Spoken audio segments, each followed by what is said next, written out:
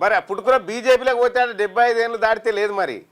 అరే నాకు బీజేపీ వద్దు, తెలుగుదేశం వద్దు, ఏదొద్దే ఉన్నా. ఇప్పుడు టీఆర్ఎస్ లో బ్రహ్మాండంగా ఉన్నా. మా కేసీఆర్ తెలంగాణ అంతా దుబ్బు లేపిండు, చరిత్ర సృష్టించిండే మా కేసీఆర్.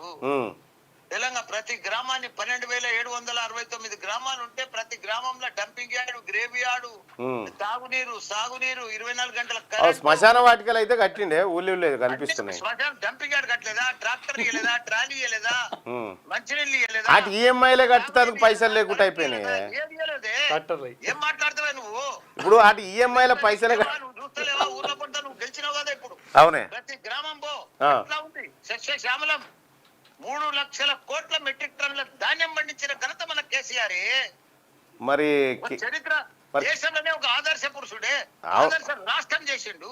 అటువంటి ఆదర్శ పురుషుడు 3 లక్షల మంది ఐటీ పీపుల్ ఉంటే 9 లక్షల మందిని తీసుకొచ్చిండే కేటీఆర్.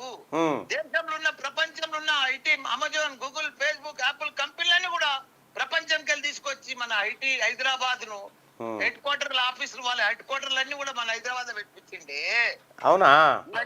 ఎవరు మర్చిపోతారు? అవునా అంటే నీకు తెలియదా? నాకు తెలిసిన కాడికి అయితే ఇల్లు తెచ్చిందని కాదన్న, నడిపిస్తున్నావు కదా, నువ్వు తెలియదా? అరే నాకు తెలిసిన కాడికి నేను చెప్తున్నా. ప్రపంచంలో హైదరాబాద్ చిత్రపటాన్ని తీసుకొచ్చిన ఘనత కేటీఆర్ అన్న. గతంలో రాష్ట్రం తీసుకొచ్చిన ఘనత దేశంలో 29 రాష్ట్రాలలో అవార్డు అంటే తెలంగాణ. ఇప్పుడు వాళ్ళదేనా నీదేమన్నా ఉందే? అరే మేమందరం ఒక టీం కదనే, క్యాబినెట్ కదా, ఒక కుటుంబం కదా, ఒక ఫ్యామిలీ. అవును, మేమందరం కలిసి చేస్తేనే కదా యూనిటీ, ఒక టీం వర్క్. ఇప్పుడు కాదన్నా, ఒకటి ఫైనల్ గా చెప్పన్నా, ఈ రాజకీయాలకు గుడ్ బై అనేది పక్కనేనా కాదా? బార్ అడుగుతున్నా. నేను గుడ్ బై అని చెప్పలే నిన్న స్టేట్మెంట్. వాళ్ళు రాసుకురు. రైట్ అన్న, థ్యాంక్ యూ మళ్ళా. రైట్, వాళ్ళు రాసుకురు తప్పు. నేనెందుకన్నా, జపాన్లో 90-80 ఏళ్ళు ఉంటారు, అప్పటికి పని చేస్తుంటారు. ఇక్కడ నేను కూడా అంతే అని చెప్తాను.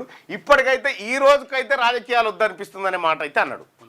ఈ రోజుకు వద్దనిపిస్తుంది. మళ్ళీ ఎవరైనా నువ్వు రావాల్సిందే అని చెప్పి ఎవరైనా కోరితే అప్పుడు రావాల్సి వస్తుంది అని చెప్పిండు. Public demand. ఇట్లా కన్ఫ్యూజన్ లో ఉన్నాడు మల్లారెడ్డి అన్న.